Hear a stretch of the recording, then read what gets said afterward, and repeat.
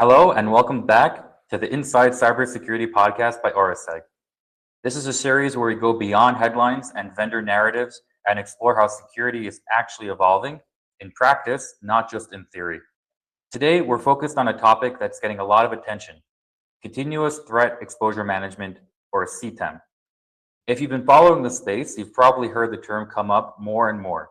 But like many emerging concepts in cybersecurity, there's also a fair amount of ambiguity around what it actually means in practice. To help us unpack this, I'm very pleased to be joined today by Debashish Jyotiprakash, Vice President at Qualys. Debashish brings over 2 decades of experience in information security with deep expertise across offensive security, enterprise architecture, GRC, and large-scale security transformation. Over the course of his career, he's worked closely with organizations across the globe, helping them align security with real business outcomes. Debashish, great to have you with us today. Daniel, this is a pleasure. Thank you so much for having me. Okay, so to start the conversation off, I'd love for you to, as I mentioned, CTEM, continuous threat threat exposure management. It's a little bit of a buzzword. It's something that's getting a lot of traction right now, but there's also maybe some ambiguity, some confusion around what it actually refers to. When you hear people using the word CTEM, what do they get right? What do they get wrong? And can you just explain to our viewers, to our audience, what this term refers to? Absolutely. So, what I personally believe is when an acronym like CTEM has been coined into a word, it means it's getting its importance. Okay. So it's supposed to be CTEM, but we call it CTEM. That means we've got a good name to it. Means we're trying to use it in our, daily stuff. Now CTEM, of course, as a category was created probably in 2022, 2023 by Gartner, and it was supposed to be, addressing the limitations of a traditional periodic security scan, in favor of a far more continuous and an integrated approach. With the expansion of digital attack surfaces resulting from, transformation projects, that would mean the asset or the very definition of asset kept changing, right? It wasn't just the assets in a perimeter, but also include things like identity, APIs, containers, and a bunch of new age, assets. So that was why it was predominantly, something that caught attention. It was mostly around, the ability to make it more proactive. And also, you're right about the confusion. While it's not a new word, most people aren't really wrong about CTEM, but they're just reducing it, to something far smaller than it ideally should be. Broadly, the confusion, is coming from the fact that each of us, given our maturity in a cyber program or where we are in the team, puts it in a very different way. Like, for example, some people would treat CTEM as a product and not as a program. They were like, oh, I can go and buy off the shelf the world's best CTEM product. Right? But that's not something you can go and buy, because a lot of vendors talk about CTEM as if it's something you can buy and then deploy, right? But you can't. So CTEM is an operating model. It's an operating rhythm. It's closer to how you can run security, than what tools you use. What people, when people collapse it into things like scanner, an ASM tool, or even a platform, they completely miss out the point entirely that tools are supposed to support a CTEM program, but they don't really equal to being CTEM product. Right? That's a primary confusion. That's a great starting point. You're saying CTEM is not a product. It's not something you can buy off the shelf. It's an approach. It's a system. It's almost a philosophy of how to run a security program. Exactly. And then different products can fit underneath that. Maybe certain policies can fit within that. So I noticed CTEM has 4 words, right? Continuous threat exposure management. Maybe you can help us to unpack what is the significance of these different terms, and how does it come together as an approach that can change an organization, that can transform an organization's security? Yeah, the most important thing probably is to talk about how you should not confuse visibility with risk. Right? This is the most common failure. The people think if I can see all my assets and all my vulnerabilities, I am doing CTEM, right? And that's just exposure discovery. You're exposing the exposure, right? So CTEM is about which exposures actually matter in the context of exploitability, business criticality, or even a verified attack path, right? That would tie to real world prioritization, real world risk, and not just theoretical risk coming from an exploit being available for a certain vulnerability. So you're just creating more backlog and noise, if we are not organizing it in the right way. Now, of course, if you go by the pillars of CTEM, there are 5 pillars to it, right? But it's generally not a net new category, right? It's not like reframing vulnerability management or threat intel and attack surface management. It's not a clean net new category. It's more like a forced evolution of RBVM, or which is risk-based vulnerability management, or even ASM and threat intel-based prioritization. Followed by much faster and large-scale validation and remediation. This is key to what CTEM is supposed to do, right? And all of them is now packaged into one single operating model and not siloed, but calling it just a rebranded, vulnerability management program would completely miss why it's gaining so much traction, right? So CTEM will force all these pieces to operate as a closed loop system, not parallel functions. And it's a very big operational shift. For example, from discovery to decisions. In an old school way, you would say, here are 10,000 issues. But in the CTEM way, you would say, oh, here are the 12 that can be exploited now and can impact the bottom line revenue of the company.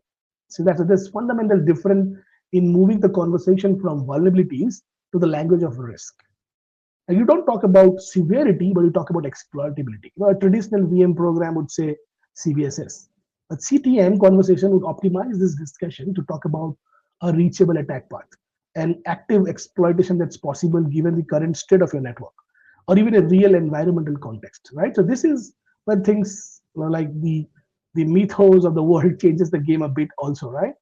So because everything starts looking critical if you don't filter them by reality, right? And the last thing we want today in cyber is more fear, more uncertainty, right? So less FUD is what we need, right? So CTEM genuinely changes that conversation. And of course, the first letter is continuous. People do confuse with what would continuous mean. Am I not scanning every month? Would that not be continuous enough? Right? So that's also a fundamental shift towards why that is not enough. Right? It should be more real time, more outcome driven.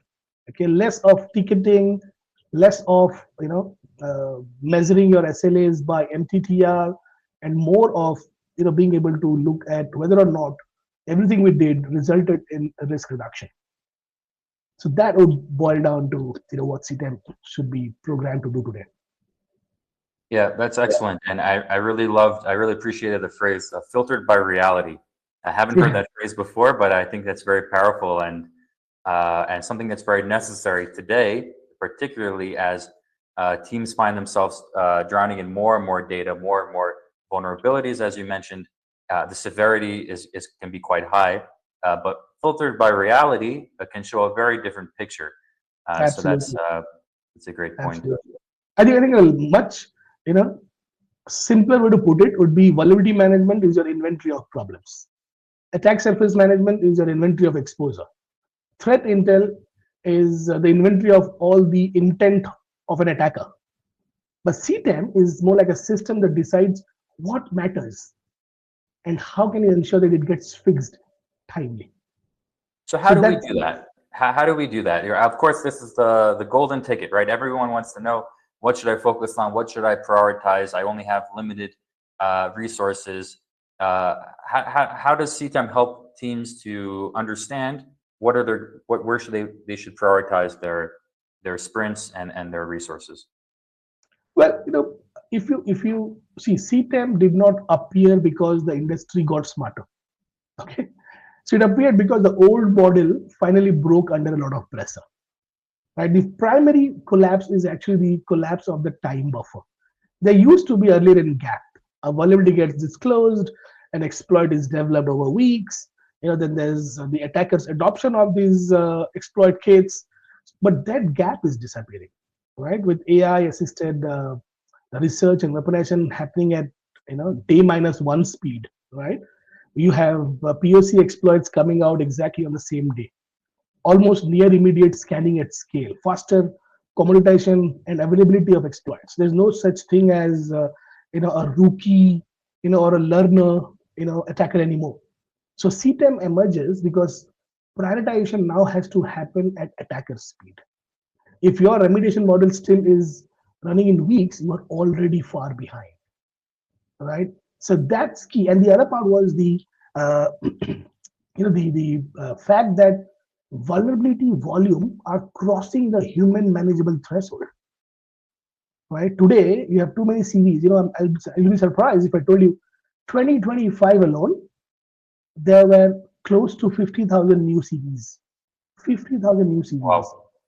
2024 was no less, 42 or 43,000 new CVs. Right, so too many CVs, too many findings per asset, too many critical labels. And when everything is critical, nothing is. Every second vulnerability published last year, every second vulnerability was termed as severity high. So how many really can you fix if they've just been termed as severity high? So you need to adopt a much better model. Plus, if you look at the non-technical element to the CTEM, boards, or people in your risk, what do you call them, the risk committee, they stopped caring about your activity and they started talking about outcomes. Instead of talking about how many vulnerabilities did we patch or what's our SLA to compliance, now they're asking, are we actually reducing risk? Are we exposed to known active threats? Right? And there is a extremely growing intolerance to vanity metrics, or I call them personally as dashboard tourism, right? Or the scorecard mafia. So CTEM aligns better with what leadership wants. It's measurable reduction of real exposure. Right? So if you put it simply in a nicer sounding way, before we're supposed to be find everything, fix them over time because we have a SLA defined based on severity. But now it's find what matters, prove it that it matters, and fix it now. That's CTEM.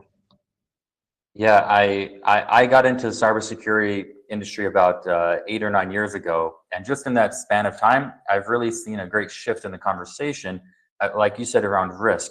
Where even 10 years ago, cybersecurity was seen as a bonus, right? Something extra. We have some extra money. Let's put it towards almost like a little bit like an insurance policy. While today, it's considered, I think, among the top 2 business risks. Is one of them is cybersecurity. I think boards are starting more to understand that cybersecurity is more of a question of when, not a question of if, and how are we going to respond to it. So to your point, I think the investment and the demands that boards and executives are having on the security team has really shifted, and I think that's prompted a very positive shift from the security teams as well to adopt more pragmatic approaches to security that, as you said, focuses more on outcomes and risk reduction than on vanity metrics and vulnerability count, etc. So yeah, I would like to touch once more on, you mentioned continuous, and people said, okay, continuous, is that once a month, is that once a week, is it once a day? Under CTEM, how do you think about continuity, and then how to implement continuity? What are the practical guidelines that business can take to try to ensure some kind of comprehensive continuity in their security management? The very fact that CTEM was called CTEM and not TEMC, and it started with a C, was because they really wanted to emphasize on continuous, right? Now, continuous in CTEM gets thrown around a lot. But most people quietly interpret as we run things more frequently, right? And that's not really it. Continuity is not about frequency, it's about responsiveness. It means your exposure management system behaves like a living loop, not a scheduled pipeline to happen weekly, once every patch Tuesday, right? That's not it. So the old model was, let's do weekly scans, let's do monthly patch cycles, let's do quarterly reviews with management. And that was the old pattern. The CTEM model tells you the moment new asset appears, evaluate immediately. New vulnerability discovered, contextualize instantly. A new exploit has been observed, reprioritize, and find out what happens now. Nothing waits for the next cycle. If your process is still depending on we will catch up with this in the next scan, then it's really not continuous. Also, continuous prioritization. A threat intel not being as enriched yesterday versus today might change, right? Exploit activity might change, asset exposure might change, your environmental changes will happen all the time. So, continuous prioritization and also continuous validation. Of late, we did see a lot of BAS OEMs hijacking the conversation to talk about how a BAS is a CTEM, but BAS is a really tiny component to a CTEM. Plus, the way these are implemented, you really can never do validation at scale. It's only being done for those celebrity vulnerabilities, right? So, continuous validation is also key. Not like we tested it once, but you forgot to check, is it still exploitable? Did something else make it exploitable over the last couple of days? Did remediation actually remove the attack path? That is also important. Plus, the most important human piece is continuous feedback, which is the most overlooked piece. Most programs are usually in one direction, like find, fix, move on, right? You dump a big Excel sheet of your scan results onto your IT and then you move on, right? But CTEM is more, cyclical in the sense you identify, you prioritize, you validate, and you mobilize. Let's not forget M, mobilize.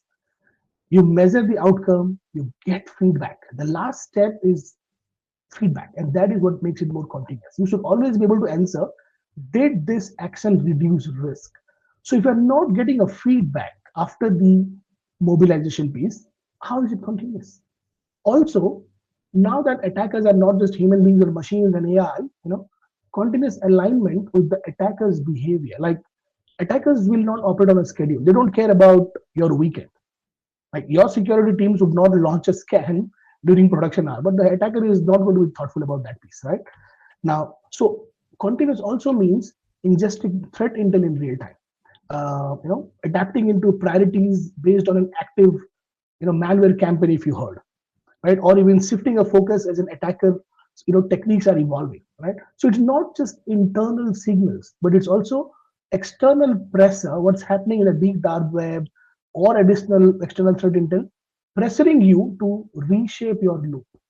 That's continuous. Just don't, if you think bringing continuity to scanning, continuity to reporting, that's what we meant continuous, you're on the wrong track. Yeah, absolutely. You mentioned this idea that hackers they don't respect your weekend or your holidays. It's always funny working with large penetration testing projects where it comes with a very large SOW, scope of work, and it says, okay, I want you to attack me, but only in these hours, on these systems, in these ways. At the end of it, how realistic is this? So yeah, I always appreciate that. You also mentioned how today, I think you said 50,000 CVEs discovered in 2025. And you mentioned Project Mythos with Claude was announced a week or two ago. And I took some statistics to prepare for this conversation. I want to just read out a few of them and get your comment. So this is according to Claude, according to Anthropic, I'm sorry. And part of it maybe has been confirmed by third parties, but we take it a little bit with a grain of salt. But this is what they've published. They said that Mythos has found thousands of high severity vulnerabilities in every major operating system and web browser. It develops working exploits autonomously without any human intervention. It has a 73% success rate on expert level capture the flag tasks. That was impossible just 1 year ago. It's the first AI model to complete the last ones, a 32-step corporate network attack simulation It takes humans 20 hours, 32 steps. And finally, the UK AI Security Institute, which has independently tested Mythos, they've confirmed that it can execute multi-stage attacks on vulnerable networks autonomously. And I think that's been the key with Mythos, is its ability to pivot and escalate breaches. Anthropic has said that the previous model, just one generation before Mythos, Opus 4.6, had a near 0% success rate at exploit development. So we're going from 0% success rate to something like 73% success rate in just one generation. And finally, Mythos has 181 successful exploits on Firefox, and Opus 4.6 only had 2. So from 2 to 181 in just one step. And of course, famously, Anthropic has refused to release this version of Claude, and he's keeping it sequestered within a very tight-knit community of technology companies and security firms. Very interestingly, Google is part of this working group.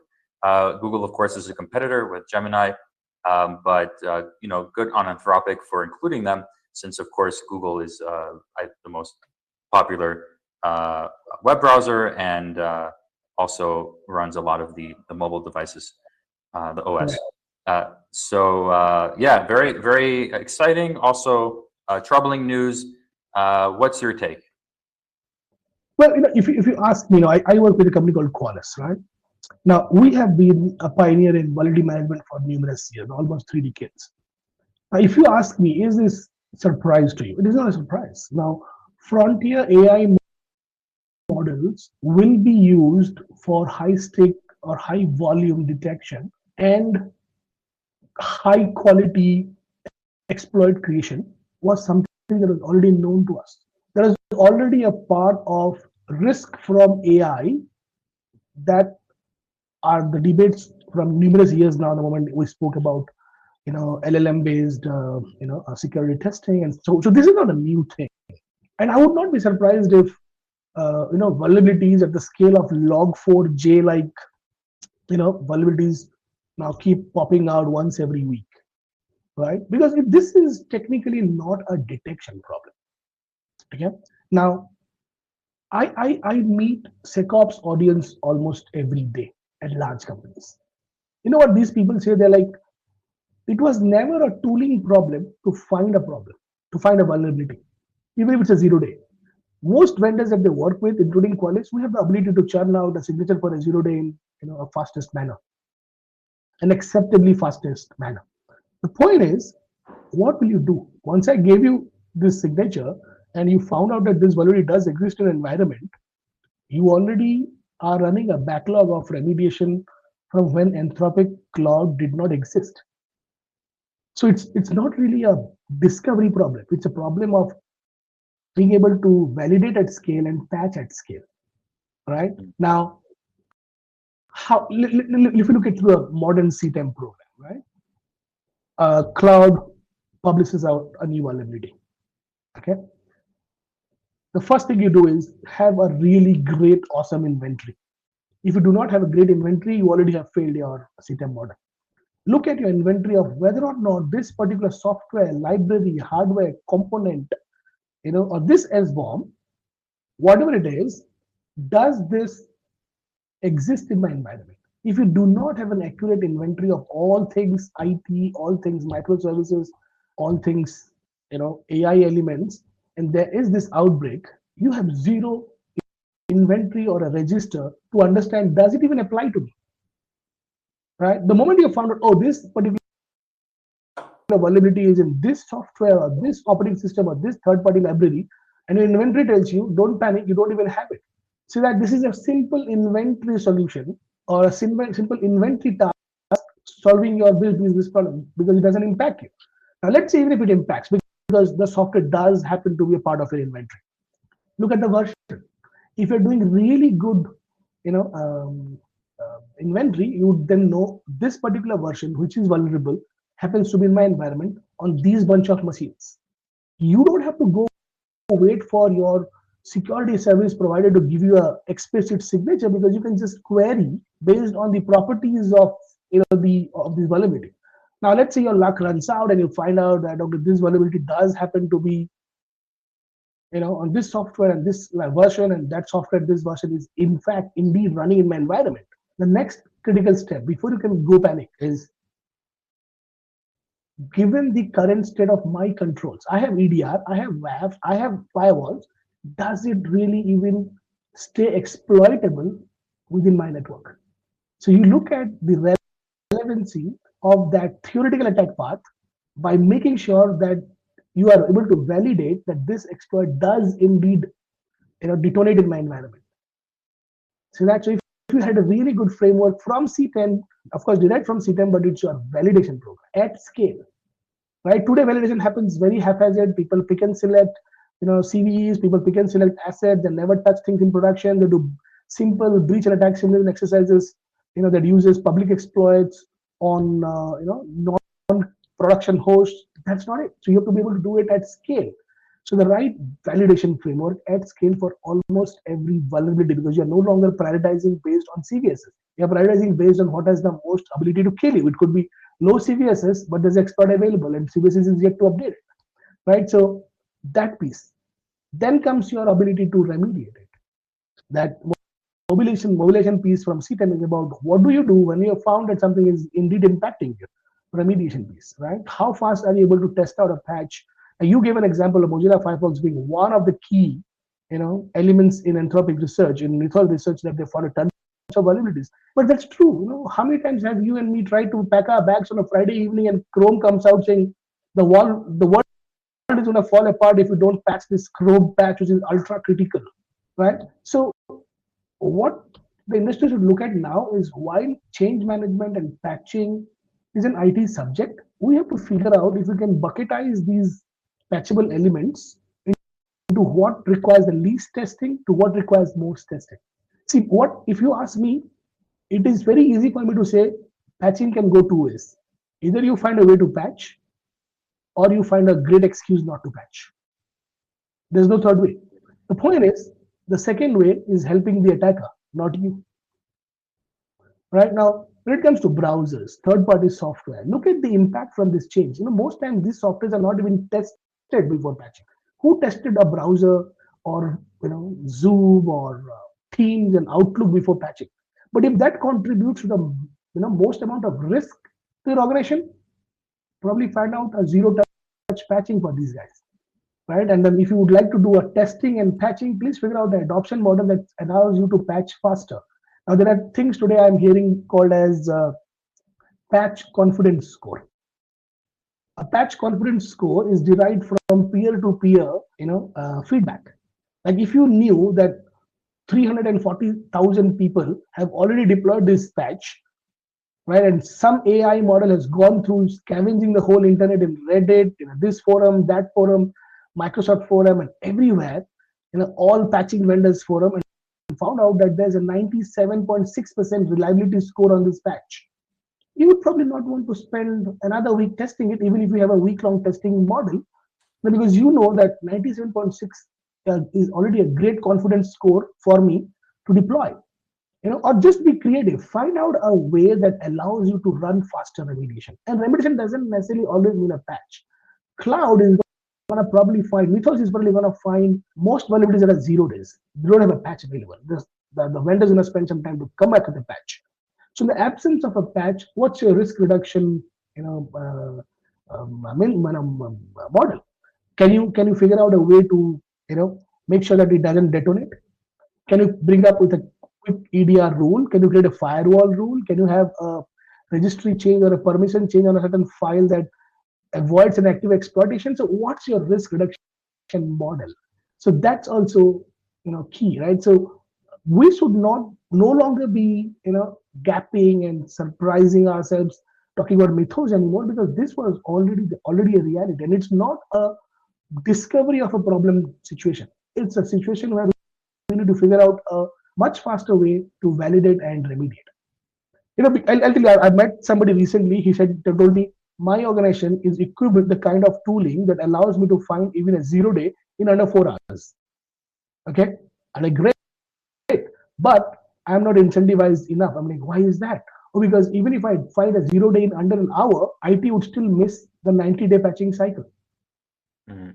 So I don't have an incentive in finding a problem faster, because we are not really following the proper CTEM framework that has this closed loop mechanism for my IT to understand that what we told them to patch carried the highest risk, had the most business impact. See that? Yep. So this is what is reality. Very, very interesting, very fascinating, and thank you for walking through the whole kind of cycle from from detection to mitigation, and how teams should kind of make their decisions strategically, as opposed to oh, this is a critical vulnerability, therefore everyone has to focus on it, and take a little bit more time to understand what's actually risky towards them, what's what are their priorities.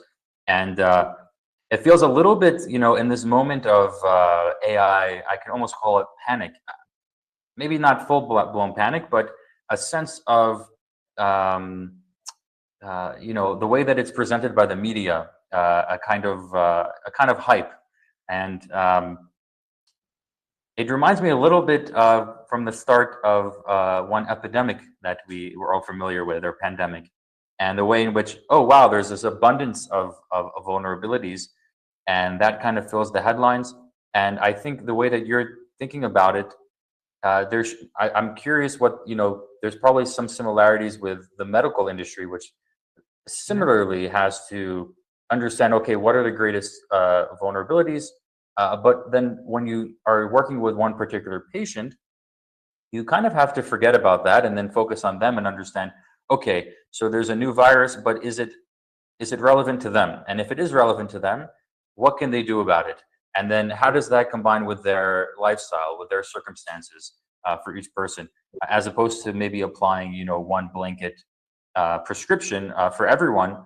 I don't know. It kind of reminds me a little bit of that moment where there's maybe a tendency to get overwhelmed by the data and then forget about how do we practice responsible security within that as well. So yeah, very, very interesting conversation.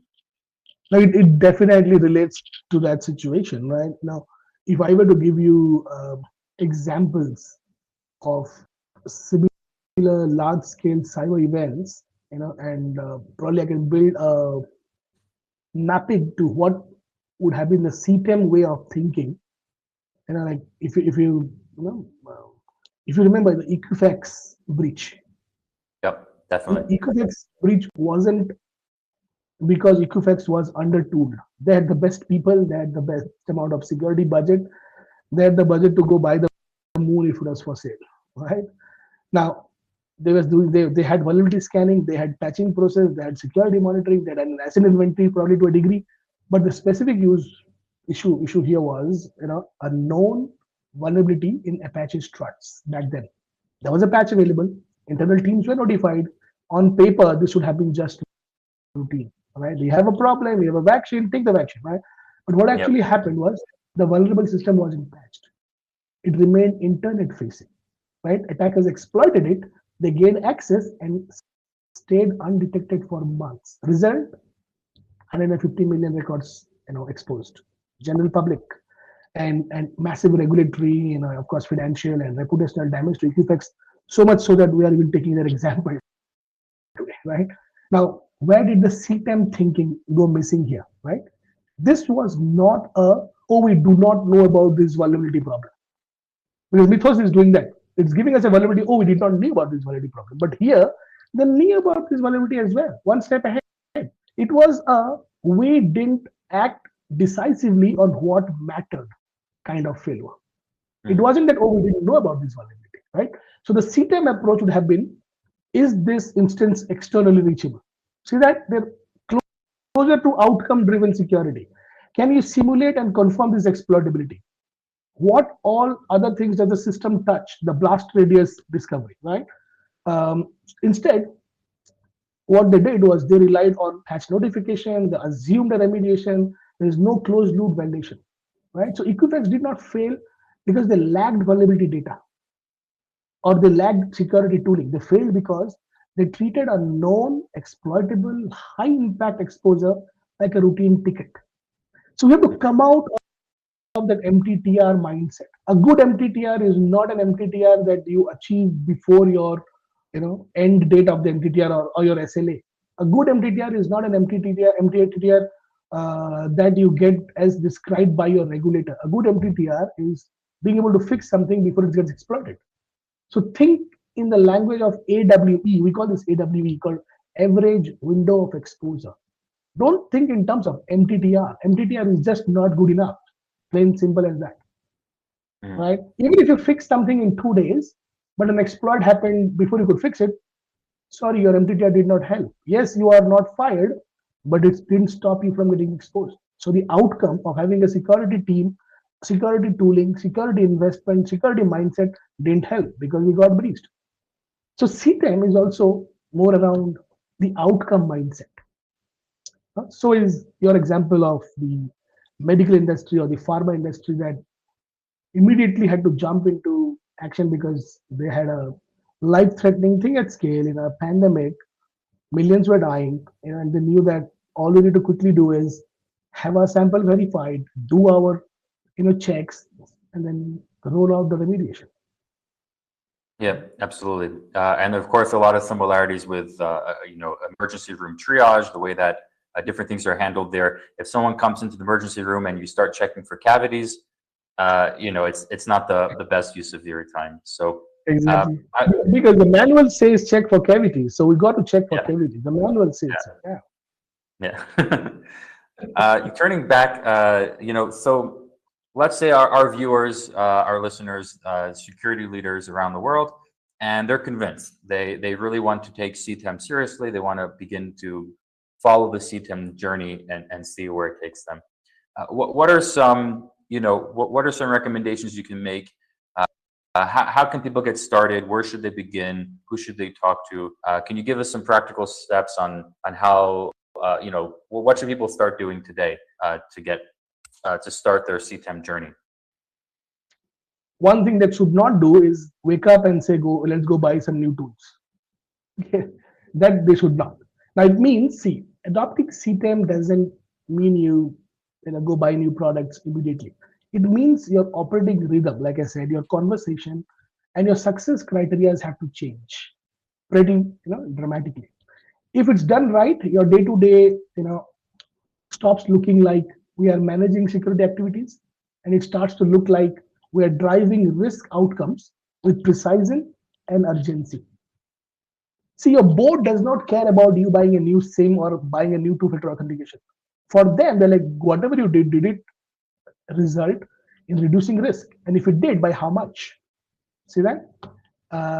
So your conversation has to shift from volumes to impact. Like before, you would say, we have 12,000 open vulnerabilities. Let's celebrate that our tooling found 12,000 vulnerabilities, and we are at a 95% compliance. This is the old way of talking. If you're still talking that, you're not in CTEM mode. If you have CTEM, your language would be like, these are the 7 or the 10 exposures that can be exploited today. And 3 of them have the ability to revenue or to impact the revenue of our organization. Or you can say 2 of these vulnerabilities are already being targeted externally, right? So if you start talking this language, you are no longer reporting activity. You are now driving decisions, right? You spend less time doing dashboard tourism and more time spent on removing blockers, right? In a simple world, a security leader would be like reviewing reports. They would do, they would challenge the metrics. They would ask for updates. But in a CTEM model, the CISO or the head of security or the team, their role would shift, to unblocking remediation challenges, resolving asset ownership conflicts. This is one thing that I constantly speak about, something called the mean time to communicate, which actually is an industry challenge. Nobody talks about it. You found a problem, you want to fix it, you are extremely motivated to fix it, but you do not know who should fix it. The mean time to communicate issue, right? And CISOs today and teams today that are doing CTEM are escalating when business friction is stalling any action. A simple example, I have a customer in Singapore. The team was facing extreme um, push back on being able to patch a bunch of components which are open source. So what the CISO did is he went ahead and created a risk waiver form.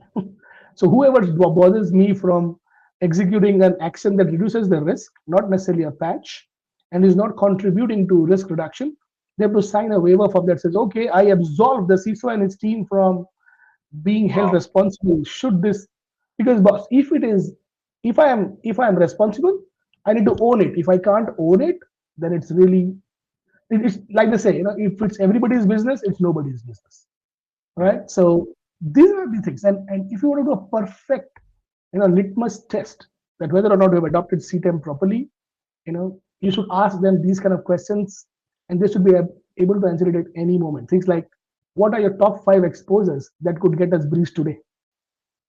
Have they been validated? Who is fixing them right now? When will the risk actually be gone?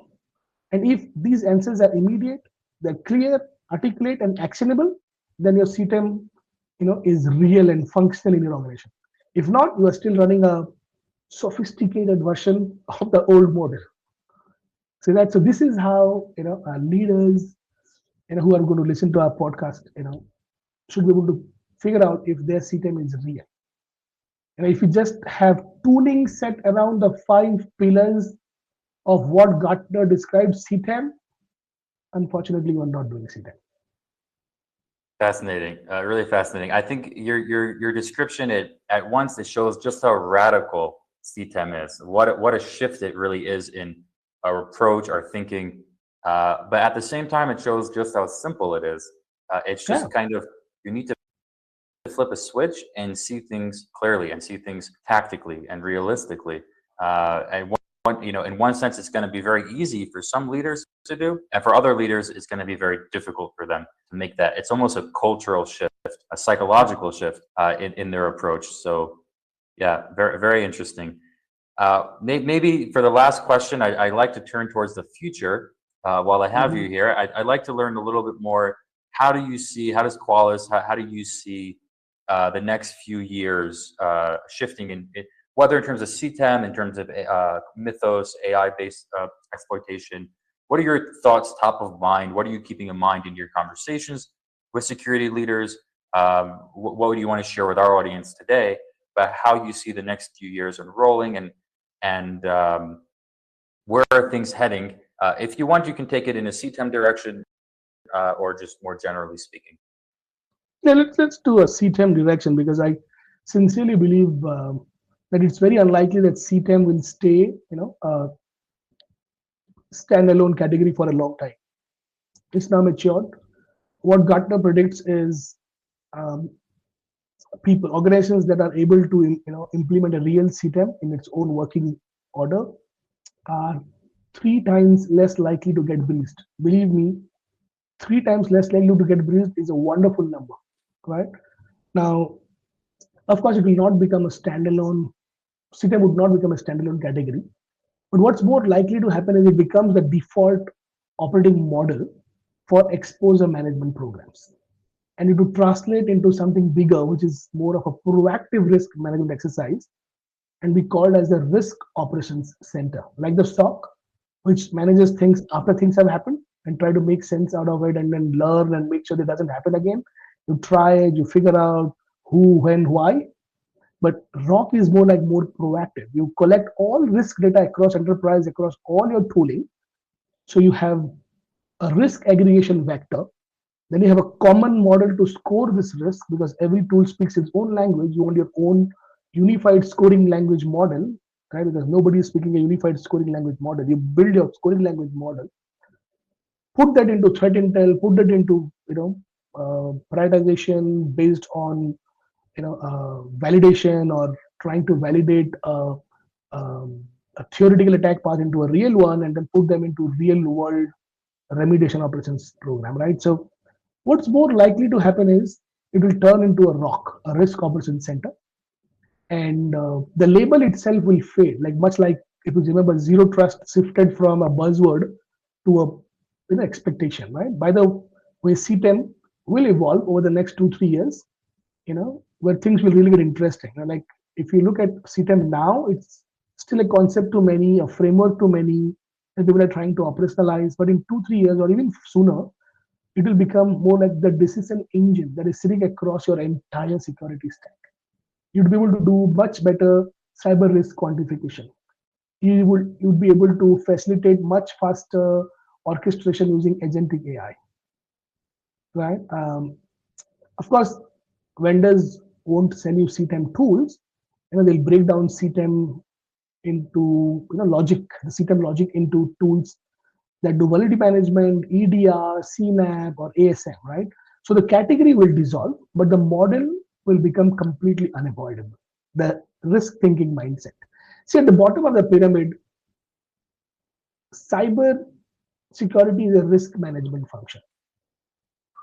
And the language of risk is dollars, is money, right?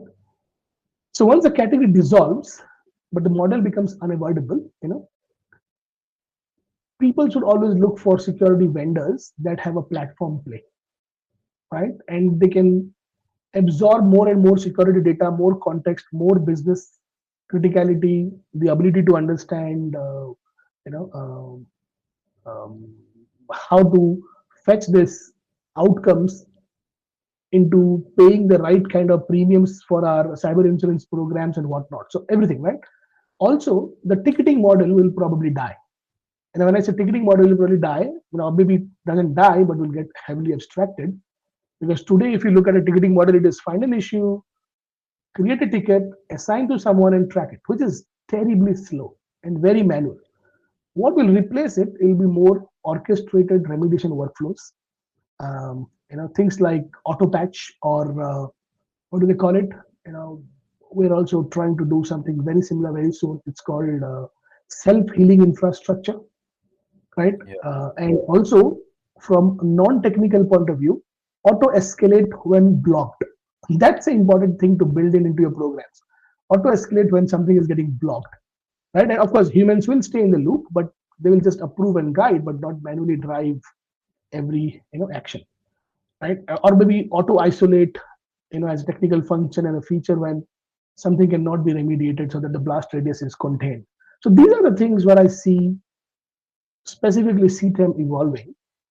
Right? I would not be surprised if Gartner came back with CTEM 2.0, because there's a lot of feedback from early adopters, vendors that tried their best to offer CTEM, right? So there should be a CTEM 2.0.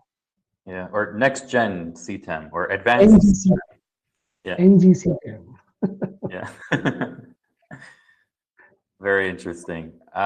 When you think of a risk operations center, is that overseeing global risk for the organization, or is that specific to a security based risks?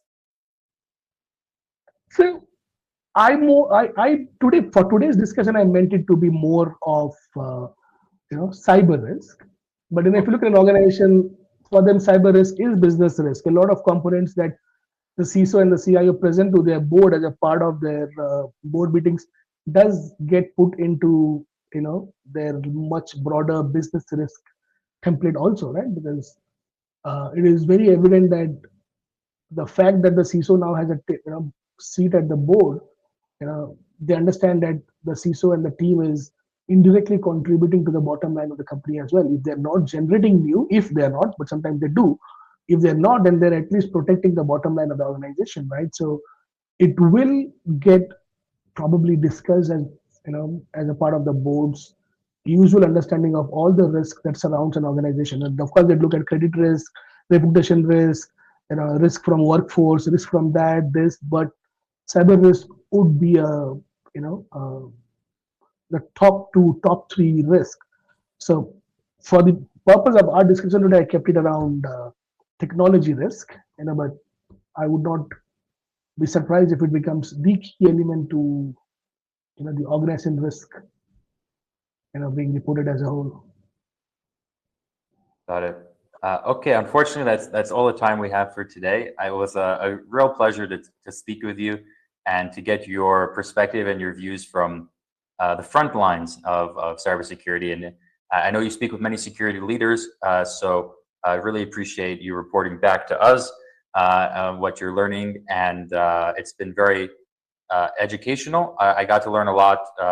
I did my research for this, and I still got to learn a lot from you about CTEM, as well as some of the, what we should expect from Mythos or AI-based exploitation as well. So thanks again for, so much for your time and your speaking with you. And I hope to have you back on the podcast before long.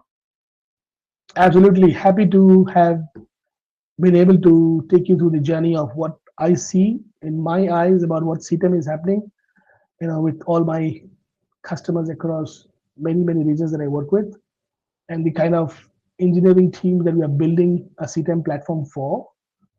So I'm really glad we had this conversation today, Daniel, and I look forward to any future invites. Thank you so much. Okay, take care. Thank you. Bye-bye.